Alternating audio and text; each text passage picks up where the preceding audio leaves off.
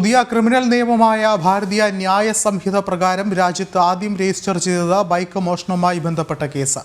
മധ്യപ്രദേശിലെ ഗോളിയോർ പോലീസാണ് പുലർച്ചെ എഫ്ഐആർ രജിസ്റ്റർ ചെയ്തത്.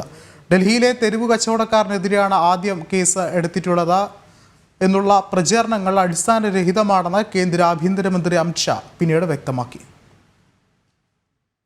കൂടുതൽ വിവരങ്ങളുമായി എസ് നന്ദഗോപൻ ചേർന്നുണ്ട്. നന്ദഗോപൻ, കൃത്യമായി പുതിയ ക്രിമിനൽ നിയമങ്ങൾ പ്രകാരം കേസുകൾ എടുക്കുന്ന ഒരു സാഹചര്യമുണ്ട്. എന്നാൽ അതിന് പിന്നാലെ ചില വ്യാജ പ്രചരണങ്ങൾ കൂടി പ്രചരിക്കുന്നു എന്നുള്ളൊരു കാര്യം കൂടി ഓർമ്മപ്പെടുത്തുകയാണ് ആഭ്യന്തരമന്ത്രി അമിത് ഷാ. എങ്ങനെ നോക്കിക്കാണാം?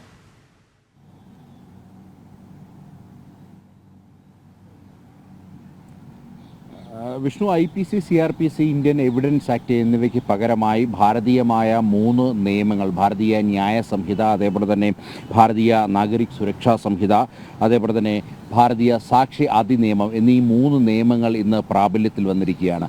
ഈ നിയമങ്ങൾ പ്രാബല്യത്തിൽ വന്നതിൽ പിന്നെ രാവിലെ 12:10 മധ്യപ്രദേശിലെ ഗോളിയാർ പോലീസ് സ്റ്റേഷനിലെ ഒരു ബൈക്ക് മോഷണവുമായി ബന്ധപ്പെട്ട കേസ് രജിസ്റ്റർ ചെയ്തു. അതാണ് ആദ്യമായി ഈ പുതിയ നിയമത്തിൽ രജിസ്റ്റർ ചെയ്ത കേസ്.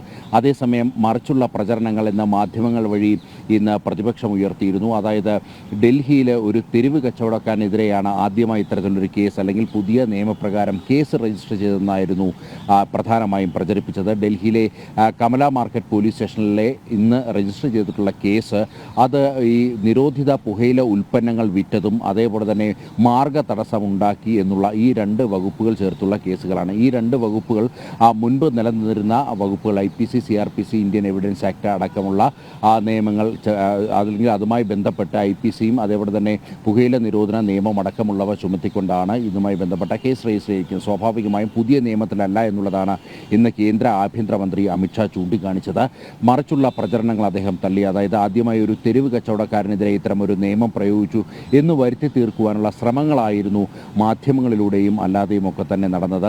മാത്രമല്ല, ഈ ഭാരതീയമായ നിയമങ്ങളെ അതിനെ പുച്ഛിച്ചു തള്ളുന്ന അല്ലെങ്കിൽ അതിനെ തള്ളിക്കളയുന്ന നിലപാടുകൾ പ്രതിപക്ഷത്തിൻ്റെ ഭാഗത്തു നിന്നും ഉണ്ടാകുമ്പോൾ പോലീസ് ഉദ്യോഗസ്ഥർ അതേപോലെ തന്നെ അഭിഭാഷകർ, ജഡ്ജിമാർ അടക്കമുള്ളവർ ഇതിനെ ഇരുകൈയും നീട്ടി സ്വീകരിച്ചു എന്നുള്ളതാണ് യാഥാർത്ഥ്യം. പ്രത്യേകിച്ച് ഇത് പൗരസൗഹൃദമായിട്ടുള്ള നിയമങ്ങളാണ് എന്നുള്ളതാണ് അഭിഭാഷകരും പോലീസുകാരും അടക്കം ചൂണ്ടിക്കാണിക്കുന്നത്. ഇതിൽ പൗരന്മാർക്ക് പെട്ടെന്ന് നീതി ലഭിക്കുന്ന തരത്തിലുള്ള നിയമവ്യവസ്ഥകൾ ഇതിൽ ഉൾക്കൊള്ളിച്ചിരിക്കുന്നു. അത്തരം നിയമവ്യവസ്ഥകൾ അത് പൗരസൗഹൃദമായതിനാൽ തന്നെ വളരെ പെട്ടെന്ന് തന്നെ പൗരന്മാർക്ക് നീതി ലഭിക്കുന്നു. മാത്രമല്ല, വിചാരണ നടപടികളടക്കം വേഗത്തിൽ പൂർത്തിയാക്കുവാൻ വേണ്ടി പുതിയ നിയമവ്യവസ്ഥയിൽ സംവിധാനങ്ങൾ ഒരുക്കിയിരിക്കുന്നു എന്നുള്ളത് യാഥാർത്ഥ്യം നിലനിൽക്കുമ്പോൾ തന്നെ മറിച്ചുള്ള പ്രചരണങ്ങൾ പ്രതിപക്ഷത്തിൻ്റെ ഭാഗത്തു നിന്നും ഉണ്ടാകുന്നു എന്നുള്ളതാണ് യാഥാർത്ഥ്യം. അതേസമയം തന്നെ ഇതുമായി ബന്ധപ്പെട്ട ട്രെയിനിങ് നടപടികൾ ഓരോ സംസ്ഥാന പോലീസിൻ്റെ ആഭ്യന്തര വകുപ്പിൻ്റെയും നേതൃത്വത്തിൽ ഇതുമായി ബന്ധപ്പെട്ട പുതിയ നിയമങ്ങളെ സംബന്ധിച്ചിട്ടുള്ള ട്രെയിനിങ് നടപടികൾ തുടരുകയാണ്. ആഭ്യന്തര മന്ത്രാലയം പ്രത്യേകമായി ഉന്നത ഉദ്യോഗസ്ഥർക്കും ഇതുമായി ബന്ധപ്പെട്ട പരിശീലനം നൽകി വരുന്നു. വിഷ്ണു, വ്യക്തമാണ്. എസ് നന്ദഗോപനാണ് വിശദമായ റിപ്പോർട്ടുകൾ പങ്കുവച്ചത്.